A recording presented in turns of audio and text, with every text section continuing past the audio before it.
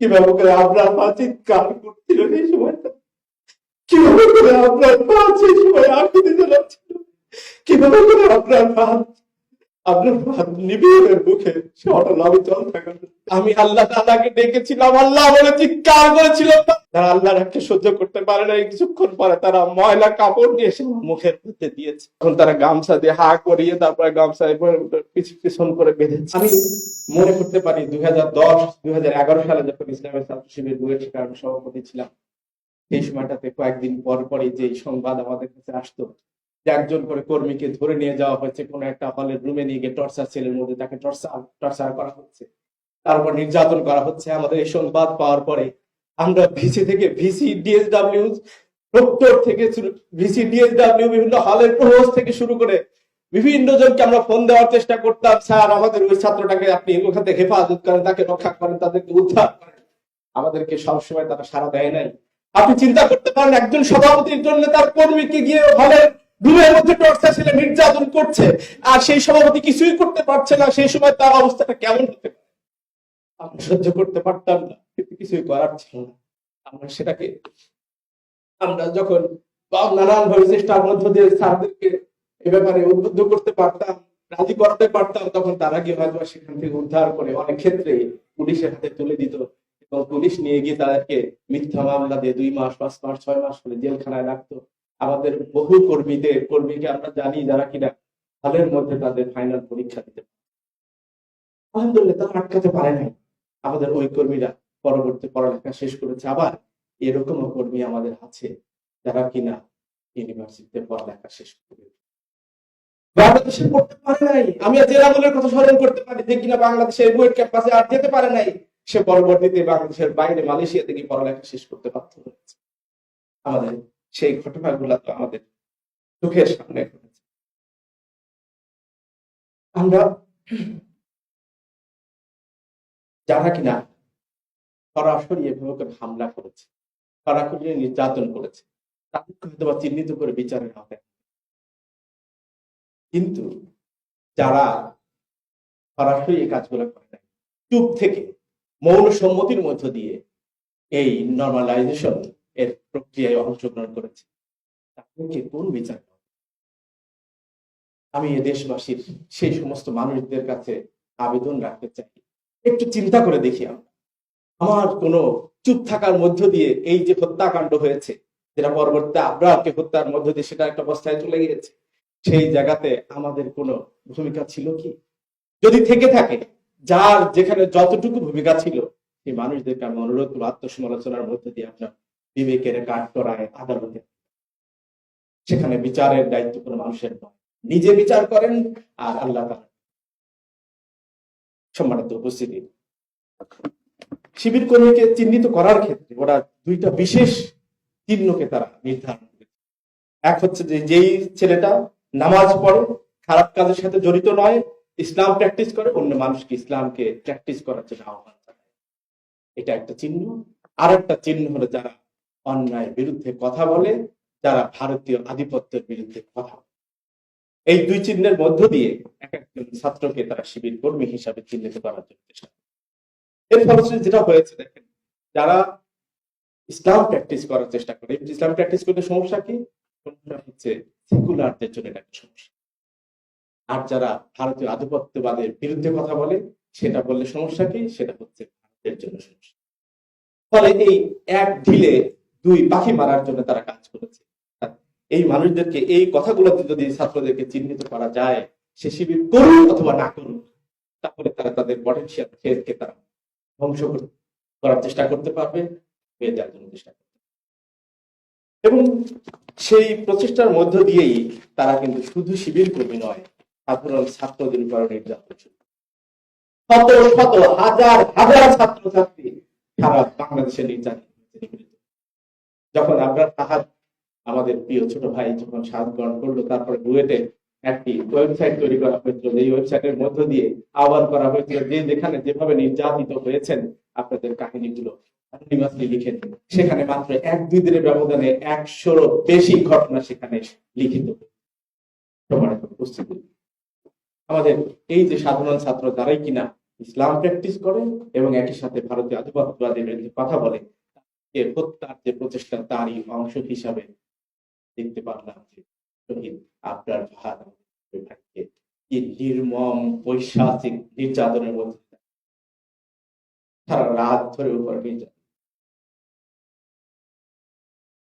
মাত্র 1.5 বছর আগে, ওই ঘটনার মাত্র 1.5 বছর আগে, যেহেতু আমাকেও একটি টর্চার ছিল, দীর্ঘক্ষণ নির্যাতন করেছে, আমি সেই সময়টাতেও ট্রমাটাইজড হতাম। মাঝে মধ্যে ওই চিত্রগুলো মনে পড়লে আমি আসলে স্মৃতির জায়গাতে হারিয়ে যেতাম। ফলে আমি শহীদ আবরারকে কিভাবে করে তারা নির্যাতন করেছিল সেই কথাগুলো যখন ফেসবুকে, সেই কথাগুলো যখন বিভিন্ন পত্রিকার মারফতে পড়েছি, শুধুমাত্র আমি পড়ি নাই, সেই সমস্ত ঘটনাগুলো যেটা আমি চোখে দেখতে পাচ্ছিলাম, কিভাবে করে আবরার পা চিৎকার করছিল সেই সময়টা, কিভাবে করে আপনার পা সেই সময় আকুতি জ্বালাচ্ছিল, কিভাবে করে আপনার পা নিবিড়ের মুখে সে অটল অবিচল থাকার চেষ্টা। আমার সেই চিত্রগুলা যেন চাক্ষুষ দেখতে পাই। সম্মানিত উপস্থিতি, ওরা কিভাবে করে নির্যাতন করে ছোট্ট একটু বর্ণনা দিই। যখন নির্যাতন করতে করতে গলা শুকিয়ে গেল, আমি যখন তাদের কাছে পানি চাইলাম, তারা পানি দিতে অস্বীকৃতি দিল। আপনার কেউ নিশ্চয়ই পানি দিতে অস্বীকৃতি। আমি যখন তাদের নির্যাতনের মুখে আমার চারিপাশে সবগুলো হায়নার দল, তাদের সামনে বিভিন্ন রড, তারপরে ঘাত করার জন্য বিভিন্ন অস্ত্র, ওই রুমের মধ্যে, ছোট্ট একটা রুমের মধ্যে পাশে সেখানে দেখেছি, সেই রুমের মধ্যে যখন নির্যাতন করছিল, সেই সময়টাতে আমি আশেপাশে আমার কোনো বন্ধু পাইনি, কিন্তু আমি আমার প্রিয় করতে পেরেছি। আমি তখন প্রাণ ভরে আমি জানি আল্লাহকে আস্তে ডাকলেও তিনি শরীর, মনে মনে ডাকলেও আল্লাহ, কিন্তু আমি আমার সমস্ত আকুতি একত্রিত করে, আমার শরীরের সমস্ত শক্তিকে একত্রিত করে আমি আল্লাহ তাআলাকে ডেকেছিলাম, আল্লাহ বলে চিৎকার করেছিলাম। সেই চিৎকারে আমার আমার আকুতি আমি প্রকাশ করেছিলাম। কিন্তু বিশ্বাস করেন, সে সময় যারা নির্যাতন করছিল তারা এই আল্লাহ ডাককে সহ্য করতে পারে নাই। তারা আল্লাহ ডাককে সহ্য করতে পারে নাই। কিছুক্ষণ পরে তারা ময়লা কাপড় নিয়ে এসে মুখের মধ্যে দিয়েছে, সো দ্যাট আমি যেন কথা না বলতে পারি, চিৎকার না করতে পারি। তারপর নির্যাতন করছে। কিছুক্ষণ পরে যখন ওই কাপড় পরে গেছে মুখ থেকে, তখন তো আবার মুখ ওপেন হয়ে গেছে। তখন তারা গামছা দিয়ে হা করিয়ে, তারপরে গামছা পিছন করে বেঁধেছে, যাতে করে আমি আল্লাহকে চিৎকার করি না। ওদের সহ্য হয় না এই ডাক। তারপরে তারা যখন 3 দিক থেকে রড দিয়ে উপর হামলা করা শুরু করলো, চলমান রাখলো, সেই সময়টাতে আমি চেয়ারের উপরে প্রথম থেকে আমাকে বসিয়ে মারছিল। কিন্তু একটা সময় গিয়ে আমি আর যখন চেয়ারে বসে থাকতে পারলাম না, মেঝেতে পড়ে গেলাম। আমি চেষ্টা করছিলাম, আমি দৃঢ় থাকবো, আমি যেন পড়ে না যাই, আমি যেন শুয়ে না পড়ি। আমি বসে থাকার চেষ্টা করেছি দীর্ঘক্ষণ। তারা সেই নির্যাতন করেছে। একটা পর্যায়ে গিয়ে নির্যাতিত হতে হতে শ্রান্ত হয়ে আমি আর বসে থাকতে পারিনি। তখন আমি শুয়ে গেছি, পড়ে গেছি। এমন সময় কিছুক্ষণের জন্য আমার দম বন্ধ হয়ে গিয়েছিল। আমি সেই সময়টাতে ভাবছিলাম যে ছোট্ট একটা রুমের মধ্যে আমি শাহাদাত বরণ করছি। সামনে যে ছেলেগুলা রয়েছে তাদের সাথে আমার কোনো শত্রুতা নাই, কোনো পার্সোনাল শত্রুতা নাই। কিন্তু তারা আমার উপরে কেন নির্যাতন করছে? ওয়ামা নাকামু মিনহুম ইল্লা আইয়ুমিনু বিল্লাহিল আজিজিল হামিদ। ওই ঈমানদারদের আর কোন অপরাধ ছিল না, এটা ছাড়া যে তারা মহাপরাক্রমশালী আল্লাহর প্রতি। এই কারণেই তারা অপর নির্যাতন করে। আমি সেই সময়টাতে এক সময় গিয়ে যখন আমার মনে হলো আমি বোধহয় চলে যাচ্ছি আল্লাহর কাছে, যখন দুনিয়ার সমস্ত হিসাব নিকাশ বাদ দিয়ে আমি আমার প্রভু, আমার প্রিয় কোনো বন্ধু, আমার অভিভাবক আল্লাহ তাআলার দিকে আমি মুতাওয়াজ্জা করলাম, আমি এখন চলে যাব। আল্লাহ তাআলা সেদিন আমার হায়াত রেখেছিলেন, আল্লাহ তাআলা যার কারণে আমাকে বাঁচিয়ে রেখেছেন। সেই সময়টাতে আমি শুনতে পেরেছি ওরা যারা নির্যাতন করছিল তারা বলছিল যে আরে কিছু হয়নি, নির্যাতন নাটক করছে। আমি এই কথা আবরারের ক্ষেত্রেও সম্ভবত তারা বলেছিল, সে কথা আমি স্মরণ করতে পারি।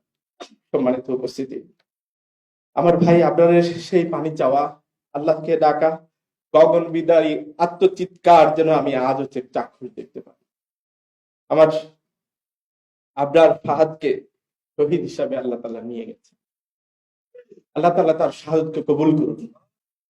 এই আবরার ফাহাদের মধ্য দিয়ে শুধু আবরার ফাহাদ একটি নাম বলার সময় শুধু একজন সিঙ্গেল আবরার ফাহাদকে বোঝায়। এই নাম বলার সাথে সাথে সারা বাংলাদেশের সমস্ত তরুণ প্রজন্মকে তার মধ্য দিয়ে বোঝায়। এই নাম বলার মধ্য দিয়ে সারা বাংলাদেশের সমস্ত আহত, পঙ্গুত্ব বরণকারী, শাহাদত বরণকারী, নির্যাতিত, নিপীড়িত জনতাকে বোঝায়। আজ শহীদ আবরার আমাদের প্রতীক হিসাবে দাঁড়িয়েছে। দেখেন কি পরিবেশ তৈরি হয়েছে। আবরার ফাহাদের হত্যার বিচার চাওয়ার জন্য তার সম্মানিত পিতা প্রথমে তাকে ক্লারিফাই করতে হয়েছে, আমার আবরার ফাহাদ শিবির করত। কেন শিবির করা কি অপরাধ? বিচার চাওয়ার ক্ষেত্রে তাকে এটা ক্লিয়ার করার করে স্টেটমেন্ট। সম্মানিত উপস্থিতি, আমি বুয়েটের তৎকালীন শিক্ষার্থীবৃন্দকে বিশেষভাবে ধন্যবাদ জানাই। তারা খুনিদেরকে আর ক্যাম্পাসে দাঁড়াতে দেয় না। সেই সাথে ঢাকা বিশ্ববিদ্যালয় সহ সারা বাংলাদেশের সমস্ত শিক্ষার্থীদেরকে আমি ধন্যবাদ জানাই, কৃতজ্ঞতা প্রকাশ করি। তারা এই আন্দোলনকে সাপোর্ট দিয়েছিল এবং ছাত্রলীগ নামক এই সন্ত্রাসী সংগঠনকে আর তারা তাদের গতিতে আঘাত দেয় নাই। আবরারের খুনিদের বিচার হয়েছে বটে, কিন্তু সেটা এখনো তো কার্যকর। আমরা জোর দাবি জানাতে চাই, অচিরেই অবিলম্বে আবরারের খুনিদের যে রায় হয়েছে সে রায় কার্যকর, সেখানে কোনো কাল বিলম্ব না করে। সেই সাথে খুনিদের তৈরিতে যারা সহযোগিতা করেছে, যারা সাহায্য করেছে, তাদের বিচার হবে না? কবে হবে? সেটার জন্য আমরা প্রতীক্ষায় থাকবো। হাজার হাজার শিক্ষার্থী যে শরীরে ব্যথা নিয়ে জীবন যাপন করছে, যারা নির্যাতনের মুখে প্রিয় ক্যাম্পাসে পড়ালেখাটা শেষ করতে পারে নাই, তারা কবে বিচার? ফ্যাসিস্টের কবলে পড়ে যারা আয়নাঘরের জীবন থেকে এতটি বছর পার করে ফেলেছে, তারা কবে বিচার? ইলিয়াস আলীর মেয়ে বাবাকে কবে ফিরে পাবে? ওয়ালিউল্লাহ মুকাদ্দাস হাফেজ জাকিরের মা বা বাবা কবে সন্তানকে কাছে পাবে? আদৌ পাবে তো? তাদের সন্তান কি বেঁচে আছে? তাদের বাবা কি বেঁচে আছে না মারা গেছে? এই সন্ধানটুকু, খবরটুকু তারা পাবে তো? এটা পাওয়ার জন্য এটা তাদেরকে জীবিত অবস্থায়, তাদেরকে সুস্থ অবস্থায় ফিরিয়ে দেওয়ার দায়িত্ব কি রাষ্ট্রের নয়? যে শহীদদের রক্তের উপরে দাঁড়িয়ে আজকে এই সরকার, সে সরকারকে দায়িত্ব নিতে হবে। সেই সরকারকে দায়িত্ব নেওয়ার জন্য আমরা আহ্বান করতে চাই। আমাদের প্রিয় ভাই শহীদ আবরারের যে সাহস, আধিপত্যবাদের বিরুদ্ধে সেই হলে থাকা অবস্থায় সে যেভাবে করে স্ট্যাটাস দিয়েছিল, কথা বলেছিল, সেই সাহস তার শাহাদাতের পরে সে সাক্ষ্য হয়ে আমাদের মাঝে ছড়িয়ে গিয়েছে। সমস্ত তরুণ প্রজন্ম, ছাত্র জনতাকে তার সাহসী করে তুলেছে। ফলশ্রুতিতে আমরা দেখেছি সেই সাহসী প্রজন্মই 24-এ ভারতীয় আধিপত্যবাদের মূল নায়িকাকে দেশ ছাড়া করে আমরা যদি সেই 24-এর চেতনাকে ধারণ করতে পারি, তাহলে আমাদের যে ছাত্র জনতা তৈরি হয়েছে, যে সাহস তৈরি হয়েছে আমাদের মধ্যে, তা যদি আমরা ঐক্যবদ্ধভাবে ধারণ করতে পারি, তাহলে আমরা আধিপত্যবাদের মূলোৎপাটন না করে থামবো না।